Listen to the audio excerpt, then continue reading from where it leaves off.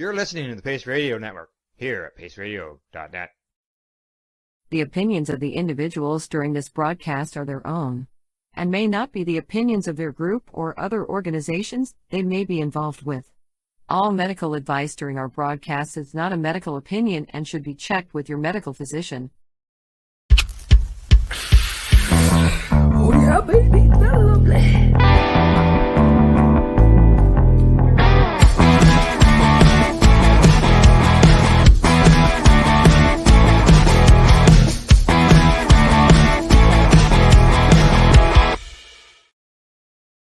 Good morning, it's August the 10th, and welcome to Psychedelics Cannabis Educational News. We're live here at the Legacy420.com news desk, as well as live at paceradio.net and cbgtv.com. Good morning, Glenn. How you doing, buddy?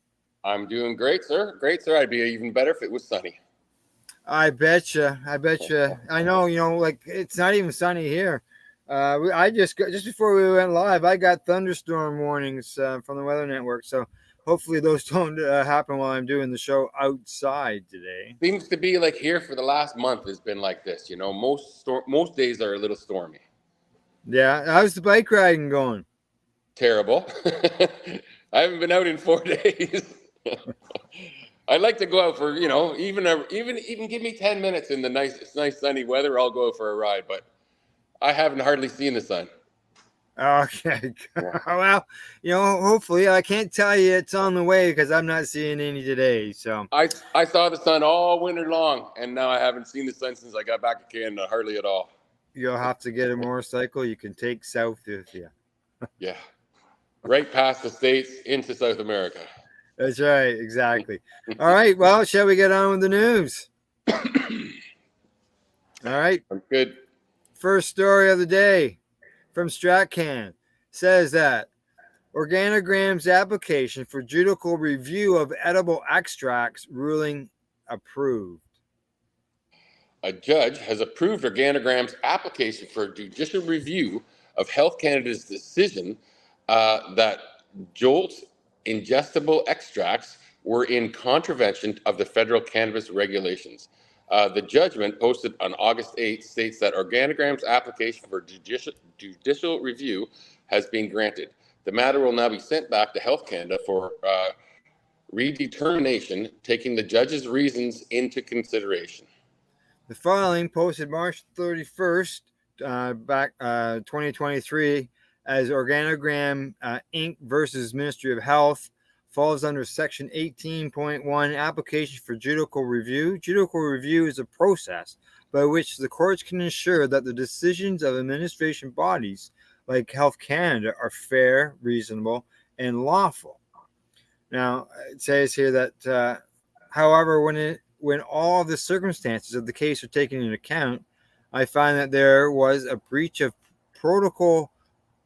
procedural fairness arising from inadequate notice of Health Canada's reliance on factor contained in the compliance promotion statement, and as a result, that Organigram was not afforded a meaningful opportunity to respond to that concern, and therefore prejudiced in this ability to respond to that concern, and that comes from the judge in this case. Yeah, Organigram was seeking a judicial review following Health Canada's move to end the production and sale of the so-called edible extracts earlier this year.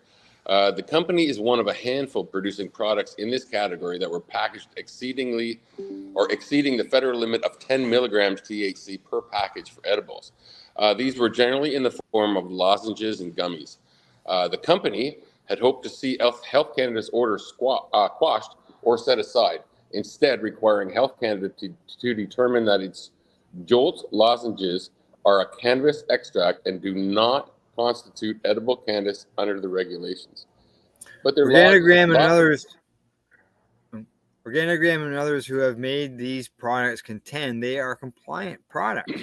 In early January, Health Canada sent a notice to producers highlighting their concerns with these products. Companies were told they had until May 31st to get rid of them, and Health Canada issued a public warning about these products back in March. And some edible cannabis products were found to contain more than the available limit of 10 milligrams of THC per package, notes the press release. These non-compliant products in product format similar to these and other confectionery products, such as hard candy, have been incorrectly marketed and sold as cannabis extracts. The Federal Health Authority also issued a new online document providing clarity on the issue of the classification of edible cannabis. The document, in part, notes that a cannabis edible is defined as an article manufactured, sold, or represented for use as food or drink for human beings, chewing gum, or any ingredient that may be mixed with food for any purpose. License holders should verify if their cannabis products are classified correctly. License holders are encouraged to review the definitions of and requirements for cannabis and cannabis products in the Guide on Composition Requirements for Cannabis Products and Packaging and Labeling Guide for Cannabis Products. Although Organigram had argued that Health Canada's decision that their edible or ingestible extract products weren't compliant was incorrect, the judge disagreed. Instead, the judge ruled that the federal health agency's process to reach that conclusion was not fair and deserved further analysis. What do you think, Glenn? They're going to review it again. They're still just going to return it down. Yeah, I find it's funny because an extract can be added to something. It's still an extract. Once it's added to something, it becomes something different. It's not an extract anymore. Now it's a food. You know, that drink was a drink before he added the extract to it. Right. You know what I mean? It was just a normal drink. We had two things that were perfectly legal. You put them together, they're not legal all of a sudden. Yeah. And as the judge says, they don't disagree with Health Canada's decision. They just disagree on the procedural end. Yeah, and I think some of this has to do with language in our laws. Yeah. Oh, yeah. You know, stupid little word here and there, and it changes the meaning of things, right? So the judge ruled that the unfairness of Health Canada's decision on the ingestible extracts was in part due to it including additional factors in its decision-making process that Organigram was not provided an opportunity to respond to. For example, court records show that Health Canada introduced a fourth factor in the decision that was omitted from the notice of non-compliance that it issued to Organigram. The judge argued this factor, the product's sensory and physical characteristics, is not found in Health Canada's guidance document because Organigram was not given an opportunity to respond to Health Canada's objection to the jolt size and shape or suitability for singular and buccal absorption. Sorry, I don't know that word. Yeah, sublingual would be under the tongue. I don't know the other word. New to me. We learn something new every day, don't we? I have to look that one up now. Yeah.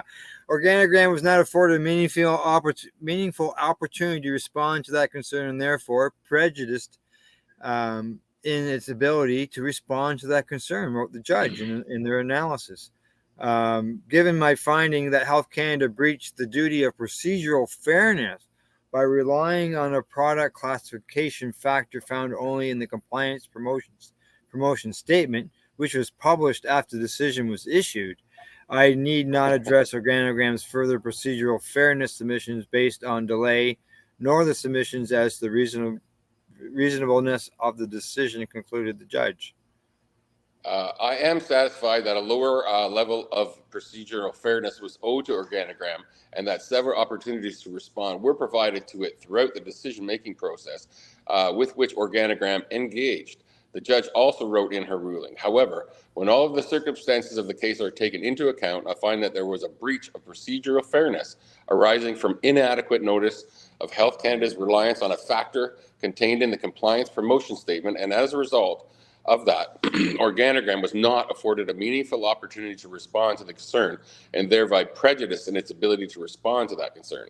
The case will now go back to Health Canada for their opportunity to respond, and we go around in circles. Yeah. Let's see what else. They say there's several companies that were involved in this: Indiva, Organigram, Losh Brands, as well as Aurora Cannabis. The court documents also reference the Voltex jelly cubes, which caused one woman to be taken to hospital where she was told she had overconsumed on cannabis after consuming several of the products, assuming that they contained only 10 milligrams for the entire container rather than 100 milligrams. So you can see what would happen there, right? Yeah, I'm assuming this was labeled correctly, though. This wasn't a labeling mistake. This was a mistake by the consumer. That I don't know how it was labeled. They didn't say that. I think I think it was if there mentioned was in the the wrong, past. if there was the wrong label on this, substantially wrong, it would have been in this story. Because they would have been blaming them. Yeah. So it wasn't in the story. So, It wasn't labeled wrong, but was it labeled as 100 milligrams per package or 10 milligrams? Per thing, right? That's the thing there. I think overall it's a pretty positive story because at least they're talking about this now. Yeah, well, they obviously, that lady, they have a report of that lady having a problem, but I don't know of any others that maybe, I don't know anybody died from it anyways. You know that. So, all right. Yeah. On to our next story. This one comes to us from the Marijuana Moment. Headline says New York's first marijuana farmers market will open this week. Regulators announce. New York's first cannabis farmers market will open on Tuesday in the Hudson Valley. State regulators announced. About 1 month after the Cannabis Control Board, which is the CCB, started accepting applications for the new Cannabis Growers Showcases, which is CGS program, regulators said in a press release on Wednesday that High Falls, Canada, has been cleared to launch this week and start serving adult consumers at an open market in New Paltz. Licensed growers, Queen Farmers and Empire Farm 1830, as well as the retailer Legacy dispensaries, will also be on site to sell their cannabis products. The farmers market will be open in the New Paltz municipal parking lot from 4 to 8 p.m. Thursdays and Fridays, and from 1 to 8 p.m. on Saturdays. This will continue to place each week until the end of the year or a traditional retailer opens in the village. I think that's a great thing. I love that. Yeah, and they're doing it because there's a lack of stores. So these are legal licensed people that are growing. They're not just everybody and anybody farmers. But they're having these markets to give more opportunity to move product because they can't get stores open. It's great to normalize it too. It'd be nice if the farmers market. Yeah, well, the thing is, there's a key line there. It says this will continue each week until the end of the year or a traditional retailer opens in the village. So once a store opens in the village, the farmers market, I see that as being gone. I hope not. I hope they continue doing that. Yeah. A press conference scheduled for Thursday to mark the first ever opening featuring the mayor and the deputy mayor of New Paltz, New York Office of Cannabis Management staff and marijuana business entrepreneurs. Under the current rules, the marijuana farmers market will take place until January the 1st. As the state works to get more traditional retailers open, applications are still being accepted through December the 1st. And to receive approval for CGS, applicants must demonstrate that they have at least 3 licensed adult use cannabis cultivators and 1 conditional retail licensee. For every 3 additional cultivators, another provisional vendor must be included at the event. At least initially, on-site, they're making it pretty hard. On-site consumption will be prohibited because permitting people to use cannabis at the market would require additional permitting from the State Department of Public Health. Also, organizers will have to ensure that alcohol isn't being sold at the events. There we go again. Can't connect them. Yeah. Farmers could seek municipal approval and hold the farmers markets on their own property, or they could seek to join other events like concerts, fairs, and festivals that are being separately organized. OCM released templates of approval letters for municipalities and associated events along with the applications last month. It also provided inventory lists, attestation letters for CGS licensees, and sample diagrams showing how events could be physically laid out. Meanwhile, the board also approved an additional 212 provisional retailer license last month, the largest single batch of approvals to date.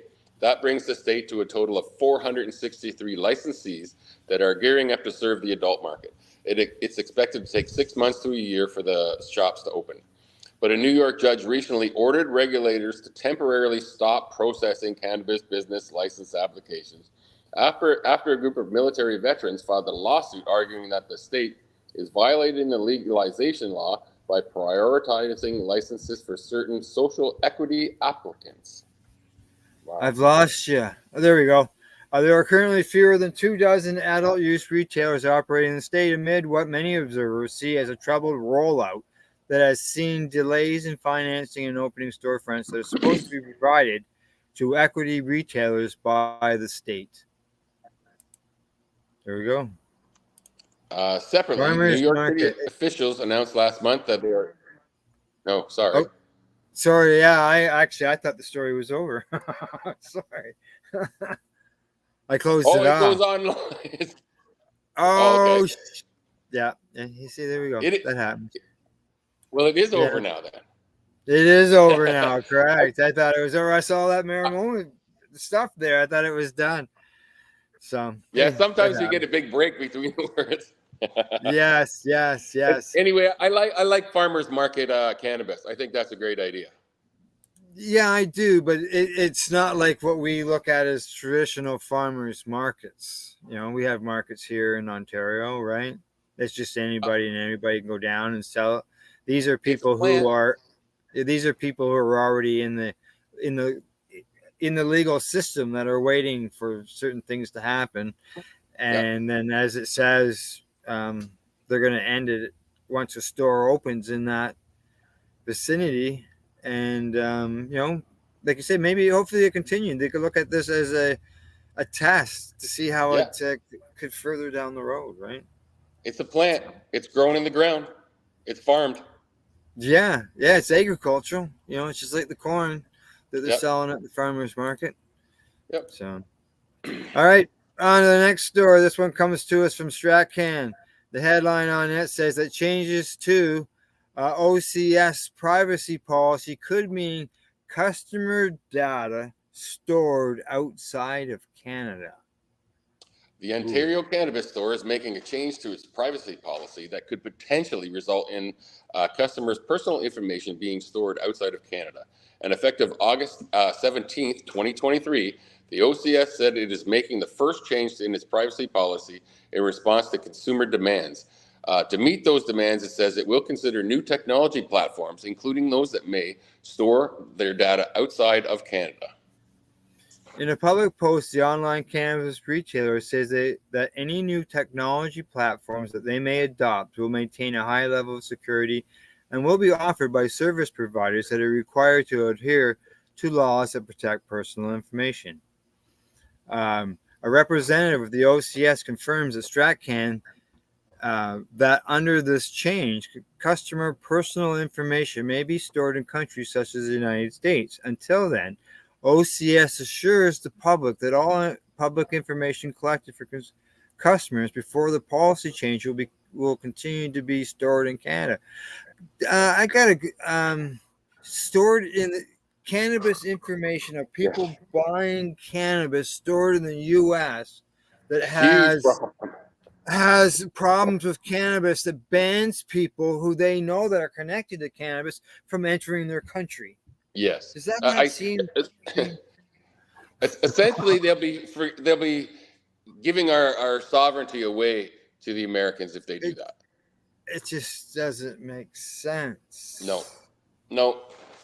You know what's even if you like people, I've seen authors get refused entry in the U.S. for writing about cannabis, not just because not about smoking it.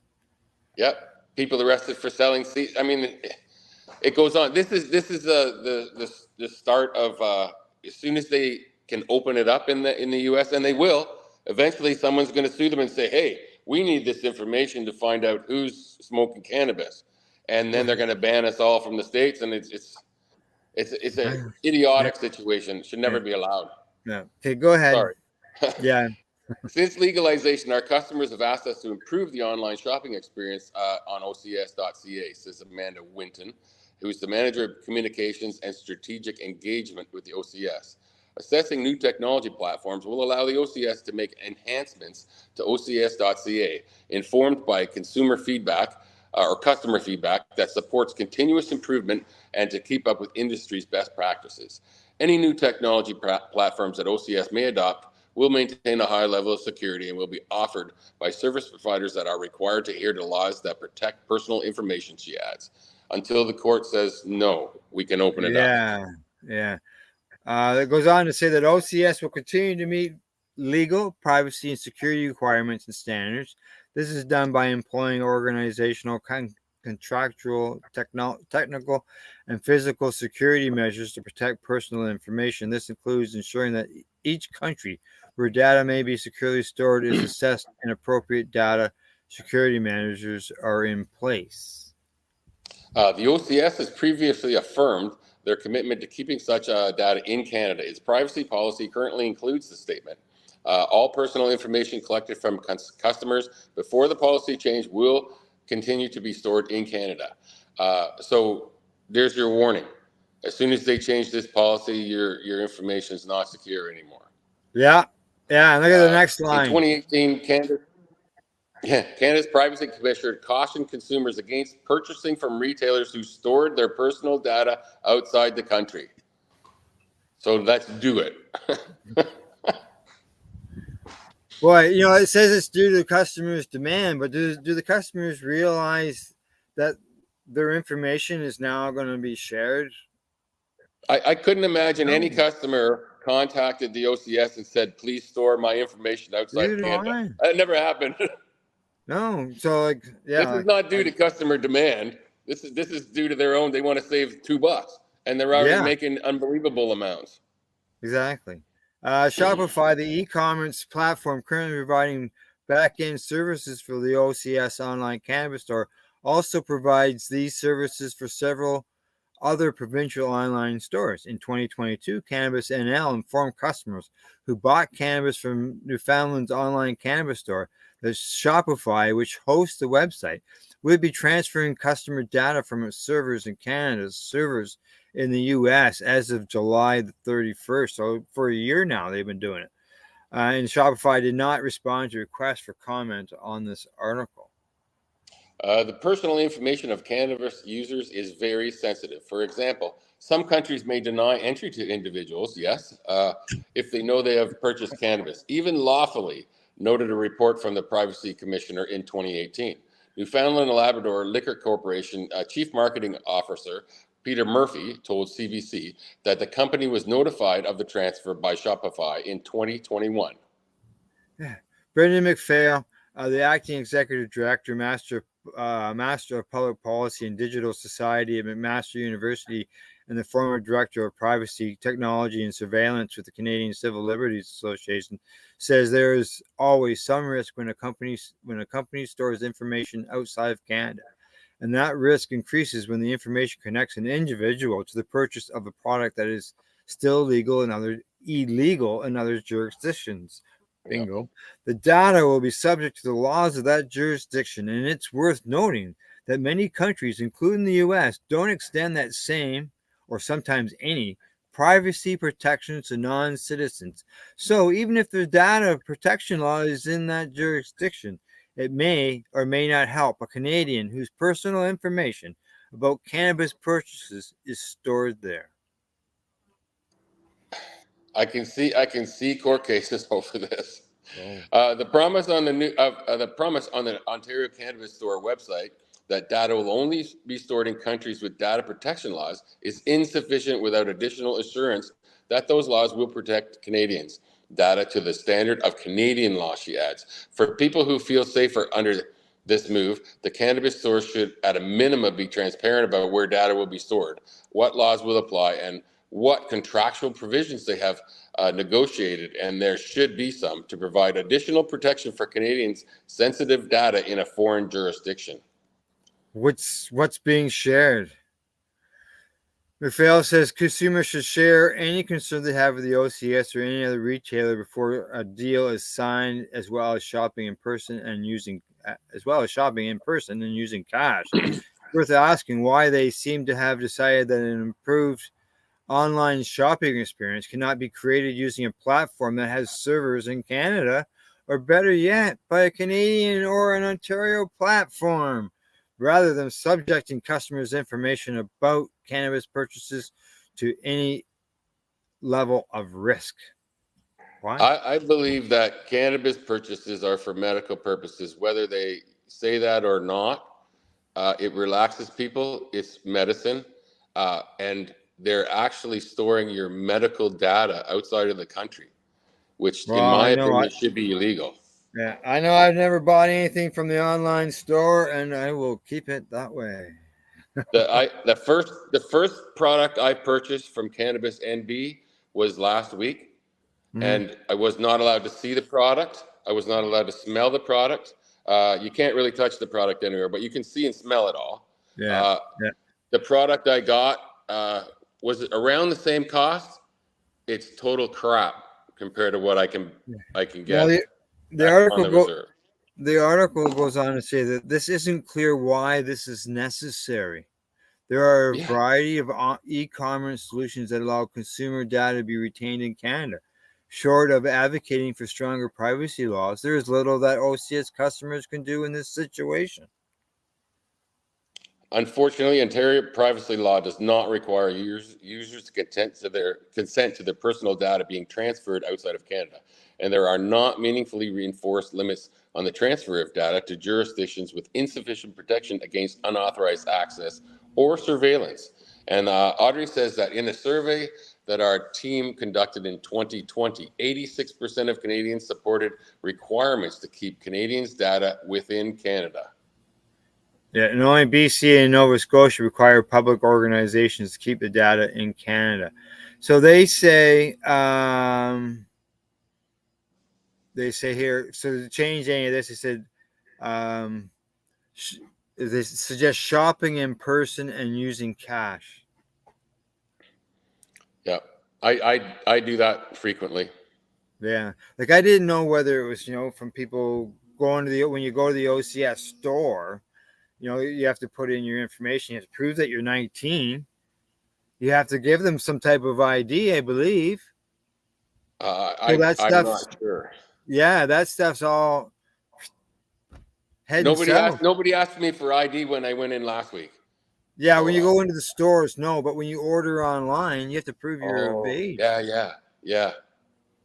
right? yeah, yeah. That's scary. All right. Especially if you're paying with a credit card or you're paying with your bank card, because that's digital information that they keep, and that could Yeah, be see, transferred over. that's what I was wondering.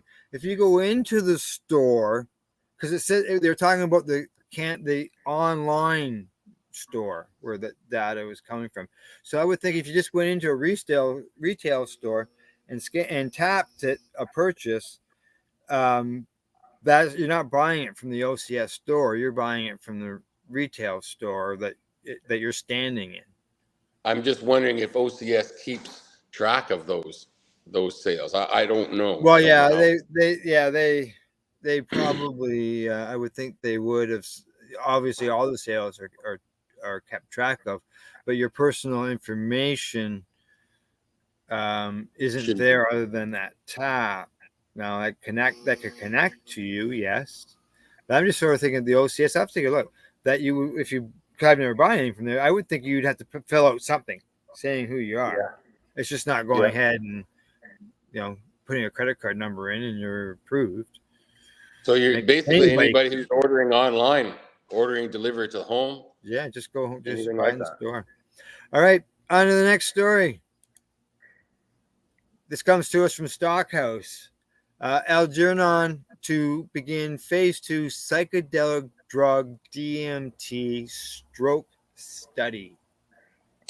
Algernon Pharmaceuticals completed a feasibility study and has finalized its clinical trial design for a phase 2 DMT stroke study. The work was done through its subsidiary, AGN Neuro, the world's first company to investigate DMT for the treatment of stroke and its ability to promote neuroplasticity in the healing of brain injuries. Nice.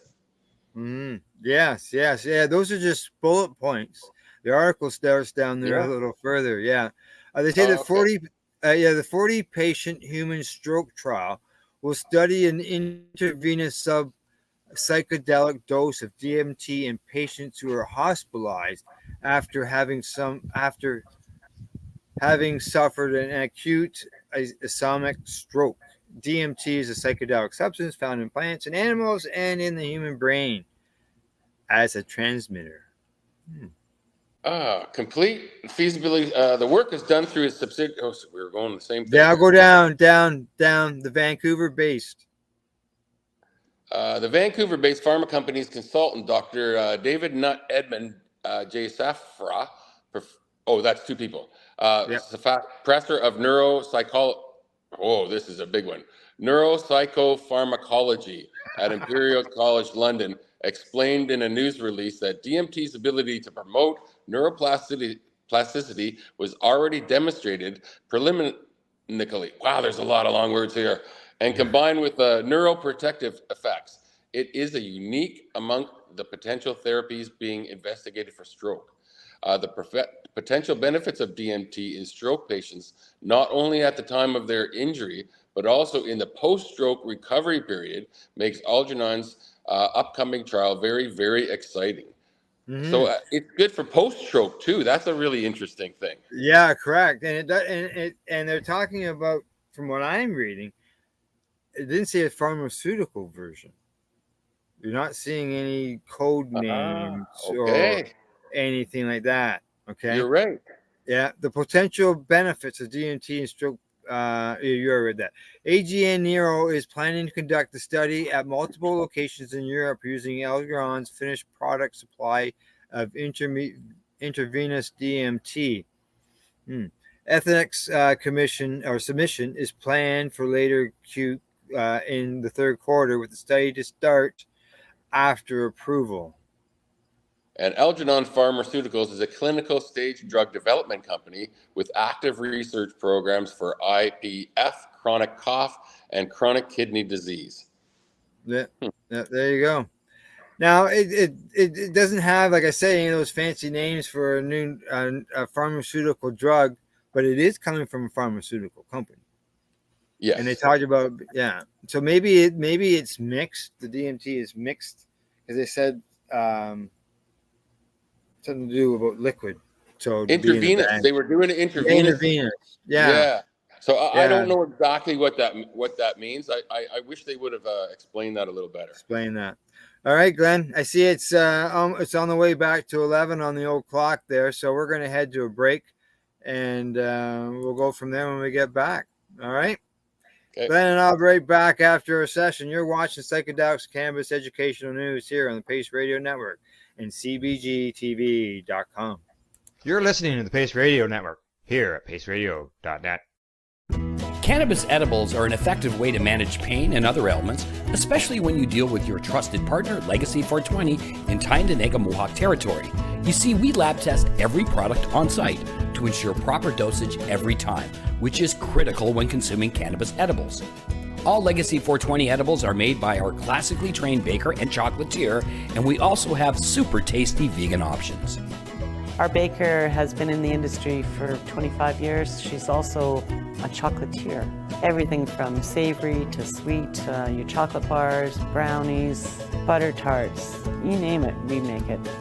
Talk to our knowledgeable Cannatex about our incredible variety available.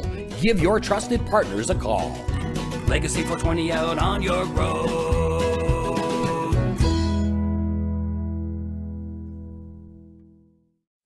In February of 2022, the Victoria Cannabis Buyers Club and Ted Smith were fined $6.5 million. This for helping 8,500 patients with access to medical cannabis. In our interview with Ted, he spoke to us about how people can donate to help in an upcoming court challenge. And here is part of that interview. From what I've seen lately, I believe that you've got something that you're trying to do as far as fundraising to deal with this next court challenge. For now, people can write checks directly to Jack Lloyd Law Corporation or send e-transfers to save the VCBC at gmail.com. I guess those are the two easiest ways for people to help right now. PACE Radio is the People Advocating Cannabis Education Radio Network. Limestone City Hydroponics is Kingston, Ontario's hydroponics shop. Take your growing to the next level and create the optimal environment with a tent kit, or maximize your yield with an ebb and flow flood table kit. Either way, Limestone City Hydroponics has more sizes and options to fit your needs. Are you looking for the power of the sun that adapts to your budget? Then look no further, as they have professional grow lighting. They have indoor grow systems that are easy and cost effective, with many options to fit your living space and lifestyle. Cultivate your growing potential. We have everything you need to succeed. And if you can't make it to the store, they offer local delivery to the greater Kingston area. Remember, when you're looking for experts to help you grow, then look no further than the locally owned Limestone City Hydroponics, 105 Sunderland Drive in Kingston, Ontario. Call them at 613-548-0420. Are you a cannabis content creator? Are you looking for a place to have your content seen? If you answer yes to both questions, then you need to check out cbgtv.com. CBG TV, broadcasting to a worldwide audience. Find us at cbgtv.com.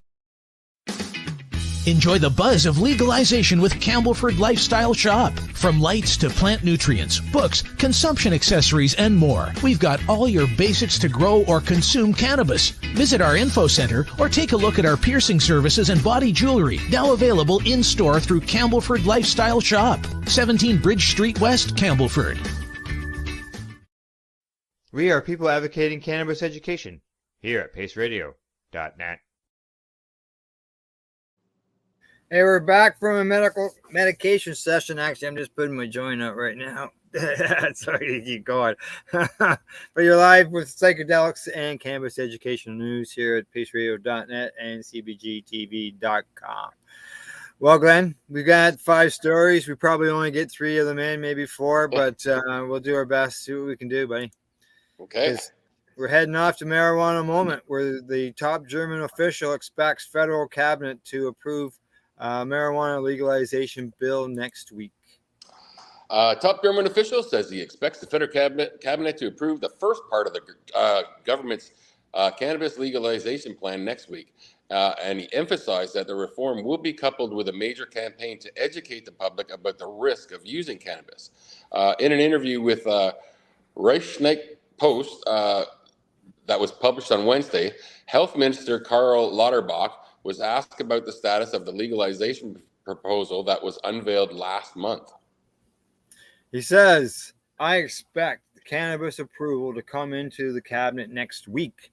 There will be small changes, but I can already say this much. Parallel to the legislation, we will run a major campaign to draw attention to the risk of cannabis consumption. Cannabis is particularly harmful to the still growing brain. The brain is still being remodeled up to the age of 25. Anyone who consumes in this age phase is particularly harmful. Oh, really? I've been smoking since I was 13. Don't tell anybody. My goal is that we reduce cannabis use among young people and make it safer for those who want to use it, he added. It's not clear what kind of small changes might have been made, but the draft legislation that was released last month would allow adults to possess up to 25 grams of cannabis and cultivate a maximum of 3 plants for personal use. It would also create social clubs where adults could obtain cannabis. 25 grams is an odd number to get. That's not an ounce. It's not you know what I mean? Why 28 grams. I like the idea of the social clubs. Yeah. Where people can go buy, and you're only allowed to grow 3 plants for personal use. Is that 3, like 2 adults? So you got 6 people living, like 6 plants for your house. So, and one other thing I wanted to make note of is that alcohol also affects the developing brain, and we don't read about it in every article on alcohol. Yes, and it's legal at 18 to 21 in all of our North America here. That's right. Yeah. They say those facilities could not be located within 200 meters of the school, and each given city or district could have 1 club for every 6,000 residents. A social club permit would be valid for up to 7 years, with the possibility of receiving an extension after 5 years. Membership to the clubs would have to last at least 2 months under the draft bill.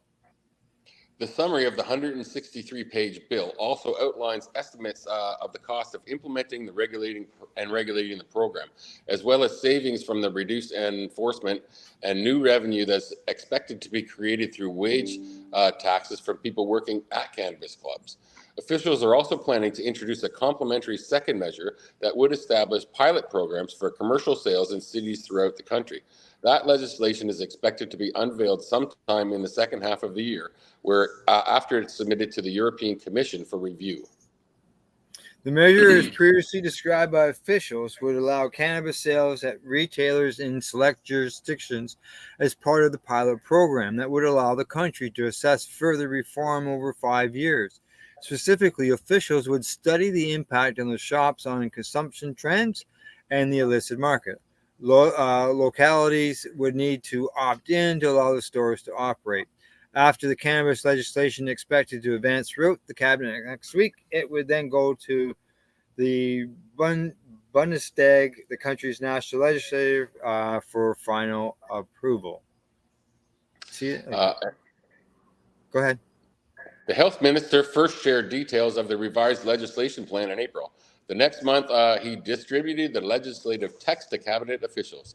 Formal legislation detailing the government's previously announced framework was initially set to be released by the end of the first quarter of 2023, but the timeline was extended due to a scheduling reason, as officials worked to revise it in order to avoid a potential conflict with international laws. Lawmakers who have pushed the government for far-reaching cannabis legalization policies reacted mostly positively to the government's April announcement, spelling out certain policy proposals. Some did point out areas they'd like to see improved. The health minister said in March that German officials had received very good feedback from the EU on the prior reform framework. And their federal cabinet approved the initial framework for legalization measure late last year, and the government wanted to sign off on the EU to ensure enacting the reform wouldn't put them in violation of international obligations. The framework was a product of months of review and negotiations within German administration and the country's traffic light coalition government. Officials took a first step toward legalization last summer, kicking off a series of hearings meant to help inform legislation to end the prohibition in the country. That's pretty fast turnaround if they just started talking about this last summer. A group of German lawmakers, as well as Narcotics Drug Commissioner Burkhard Bleinert, visited the U.S. and toured California cannabis businesses last year to inform the country's approach to legalization. The visit came about 2 months after top officials from Germany, Luxembourg, Malta, and the Netherlands held first-of-its-kind meeting to discuss plans and challenges associated with recreational cannabis legalization. I find it pretty funny that they toured California cannabis businesses, which are quasi-legal. Why didn't they just come to a legal? Well, they've had legal medical there since 1996. Yeah, I know, but it's federally illegal. So it's federally. Yeah, it's not a perfect business plan when you go to California or anywhere in the States for that matter right now. They don't have banking too. Yeah. At least up here, I mean, it's legal and it's a whole legal framework here. And there's a whole bunch of other countries that have that too now. So yeah, funny they go to California, right? Yeah. Just so you know, I closed that story off. All right. Okay. All right. Yeah. We're getting a little long in the tooth here. I want to make sure you get a couple more stories in. All right. Next up, from MJ Biz Daily, Trulieve Cannabis alleges ex-CFO wrongly expensed more than $350,000. Oh. Florida-based cannabis multi-state operator Trulieve Cannabis is evaluating its options after discovering the company's former chief financial officer allegedly sought reimbursements for personal expenses and used the MSO's corporate credit cards inappropriately, racking up as much as $400,000 in personal expenses. The company's audit committee investigated former CFO Alex D'Amico's expense reimbursement submissions after he resigned from the role in June, according to regulatory filings. Yeah, the company alleged in its latest quarterly report saying that the audit committee and the company determined that Mr. D'Amico engaged in conduct that was inconsistent with the company's policies and procedures by both submitting expense reimbursements for personal expenses as well as utilizing corporate credit cards for personal expenses. The investigation has concluded that the company estimates the total amount in question is between $350,000 to $400,000, and the money has not been paid back, according to the report. The Amico and TrueLeaf did not immediately respond to MJ Biz Daily's request for comment. TrueLeaf said it is now evaluating its options, which could include seeking restitution from Mr. D'Amico of the amounts determined to have been improperly reimbursed and making correct tax reports relating to any such amounts not recovered. According to the report, the expenses didn't have a material impact on any of the company's previously reported financial statements. Now, his pay, his total compensation for 2022 exceeded $1.5 million, and this guy still has to go out and take another $400,000. Yeah, illegally. The more you have, the more you want, man. That's the way it is. The more you have, the more you spend, they say. Yeah, yeah. You know, if you're making that yearly, like, you think you'd have some funds saved up, wouldn't you? This guy resigned from the company, and then they found out. So if he would have stayed at the company, he was making $1.5 million. Yeah. Well, you know, he probably resigned because he knew that what was coming. All right. Next story. This comes to us from the Marijuana Moment. Federal worker safety official says marijuana prohibition makes his agency's job complicated. An official with the Federal Occupational Safety and Health Administration, which is the OSHA, says that ongoing cannabis prohibition makes the agency's job complicated when it comes to ensuring the safety of workers in the cannabis industry. At a National Advisory Committee on Occupational Safety and Health meeting in late May, a New York cannabis regulator who was representing a trade union asked an OSHA official what, if anything, the agency is doing to incorporate people who are starting businesses in the cannabis industry into the conversation about workplace safety. New York Cannabis Board member Jessica Garcia says she wanted to know how you're thinking about providing useful data to show them that safety pays, and maybe the industry doesn't have that data yet. Andrew Levinson, director of the OSHA's Directorate of Standards and Guidance, replied that the cannabis industry is a little bit complicated for federal agencies because it's still legal at the federal level. Always run into that wall. Yeah. So there's kind of state activity going on. We still go out and deal with those issues, but the policy issues there are complicated, he said, adding that he wasn't sure if there have been workplace fatalities in the cannabis sector. Garcia, who also works for the Retail Wholesale Department Store Union, then flagged the case to a 27-year-old woman who experienced breathing issues and died while collapsing after collapsing at working for TrueLeaf facility in Massachusetts. The company paid OSHA $14,502 to settle the case, also agreeing to conduct a study to determine whether ground cannabis dust is required to be classified as a hazardous chemical in the occupational setting, according to a press release. Wow. Yeah, I remember that story about her. Yeah. At the May NACOSH meeting, a transcript of which was posted late last month, Levinson acknowledged the Massachusetts death and said that we still go out with OSHA would normally go out, but from a policy perspective, the way that we develop material specific industries is a little bit complicated by the legal issues. He then spoke more generally about the agency's work to provide safety information and resources to businesses that are starting up, which it does in partnership with the Federal Small Business Administration. However, he concluded that I don't think we're probably doing as good a job as we can. Of course they're not. No. He goes on to say, I think it's one of those limited resources issues where that's a thing that's been expanding our offerings to small business development centers is something that's been on my to-do list, but there are many things to do that is hard to get to. So let's wrap this one up here, and we'll get one more story in there, Glenn. Sure. All right. That way we can get cover as much as possible.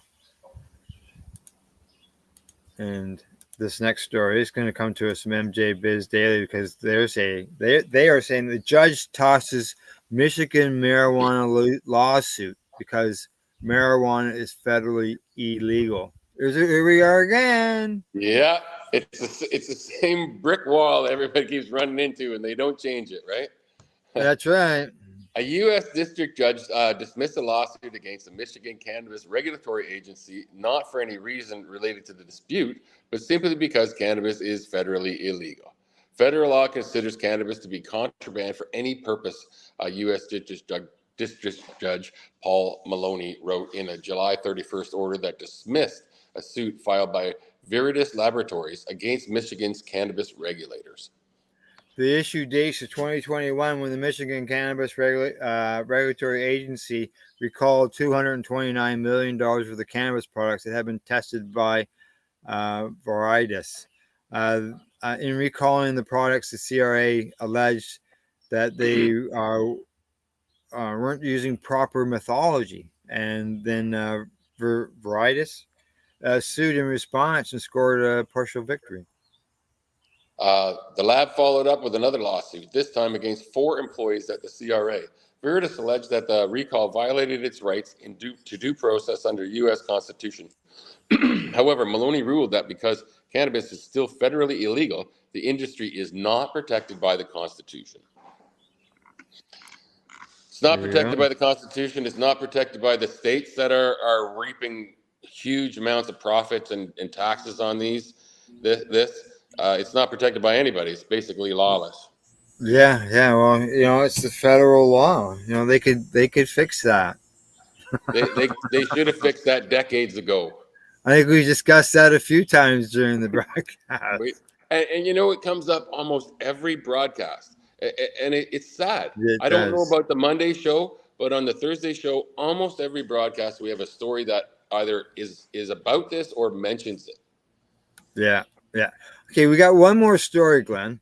I don't know whether we'll get through it all. I see we got probably about 3 minutes, so we'll get it started, and we'll just go from there. All right. Okay.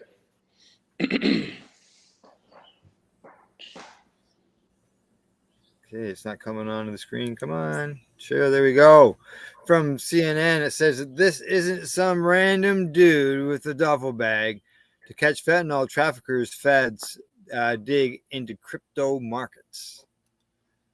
The Biden administration has intensified its focus on tracing cryptocurrency payments that some of the most dangerous Mexican drug cartels use to buy fentanyl ingredients from the Chinese chemical companies. The latest step in a renewed attempt to crack down on the multi-billion-dollar fentanyl trade that kills thousands of Americans each year. The use of digital currency has exploded among fentanyl traffickers, with transactions for fentanyl ingredients surging 450% in the last year through April, according to data from private crypto tracking analysis firm Elliptic. Wow. Federal agents are doing everything they can to catch up, while the U.S. diplomats have made fentanyl a point of emphasis in high-level talks with Mexican and Chinese counterparts. Behind the scenes, a multi-agency effort is underway to keep pace with the rapidly changing nature of how fentanyl is financed and trafficked into the U.S. The work goes beyond the cartels to include tracking dark web forums where Americans buy fentanyl. Just a minute, puppy. My dog's barking at me. Current and former law enforcement officials have, from across the federal government, described to CNN the digital first tactics the administration is developing to disrupt the fentanyl trade. You go ahead, I got the dog out.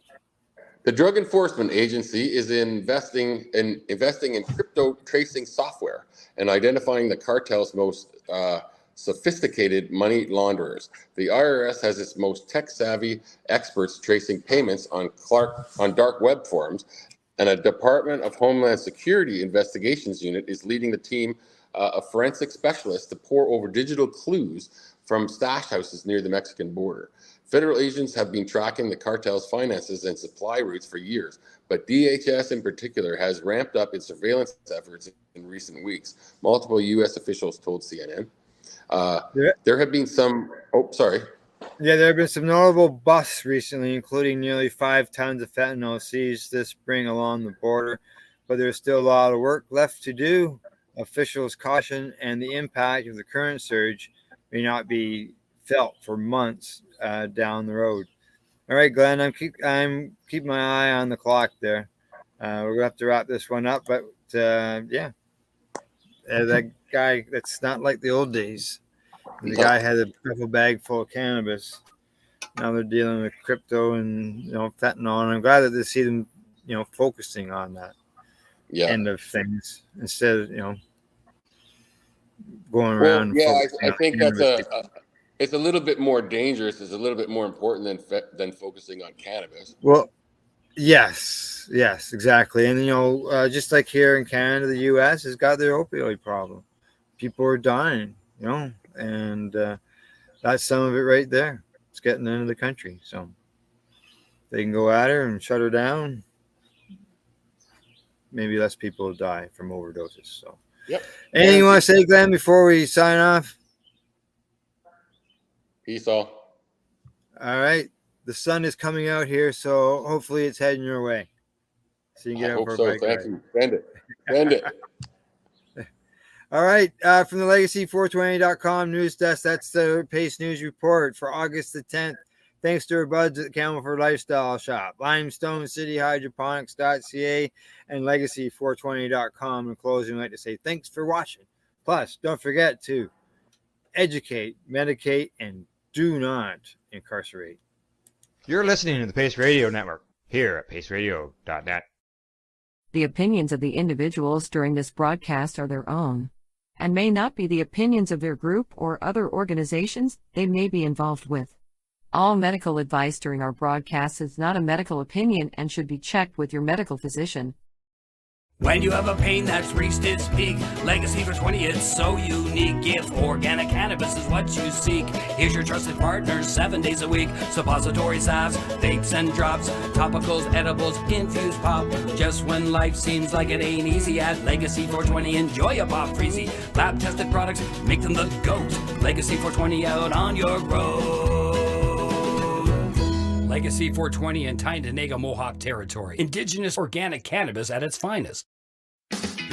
Enjoy the buzz of legalization with Campbellford Lifestyle Shop. From lights to plant nutrients, books, consumption accessories, and more, we've got all your basics to grow or consume cannabis. Visit our info center or take a look at our piercing services and body jewelry, now available in-store through Campbellford Lifestyle Shop, 17 Bridge Street West, Campbellford. Limestone City Hydroponics is Kingston, Ontario's hydroponics shop.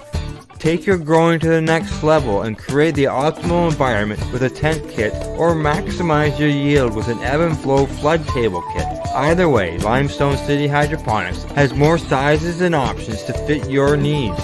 Are you looking for the power of the sun that adapts to your budget? Then look no further, as they have professional grow lighting. They have indoor grow systems that are easy and cost effective, with many options to fit your living space and lifestyle. Cultivate your growing potential. We have everything you need to succeed. And if you can't make it to the store, they offer local delivery to the greater Kingston area. Remember, when you're looking for experts to help you grow, then look no further than the locally owned Limestone City Hydroponics, 105 Sunderland Drive in Kingston, Ontario. Call them at 613-548-0420. We are people advocating cannabis education here at paceradio.net.